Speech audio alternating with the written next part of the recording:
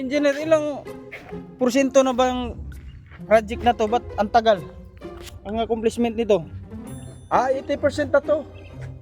80% na tong tapos yung akong nakuha na project. 80% na Yan, siya. sa nakikita ko dito sa mga ano na to, building na ano dito na itayo. Wala, kulang-kulang pa oh. Oh, ang dami-dami pa oh. Hindi pa kasi to tapos kasi yung ito nabiyak to ng ano. Damn!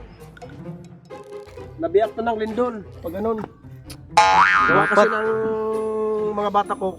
Dapat hanggang 90% na yan eh. Patsi-patsi. Usapan natin isang buwan na lang. Bakit Oo nga. 3 buwan na wala pa rin? Oo pasensya na po. Pasensya na po sir kasi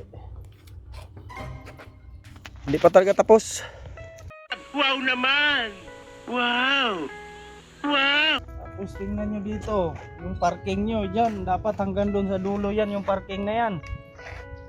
Dapat hanggang doon yan sa dulo. May parking yan, iba't mga damo lang yan dyan. Ayan kasi taguan namin ng ano namin yan, taguan ng manggagawa namin yan yung kontraktor. Diyan sila magtago, diyan sila magtae, mag CR kung ano-ano pa. Ay naku, hindi maganda yung ginagawa nyo. Ayos-ayusin nyo, susunod ah. Huwag mong subukan. Masisira ang buhay mo. Pasensya na po. Pagpunta ko dito. Pasensya na po.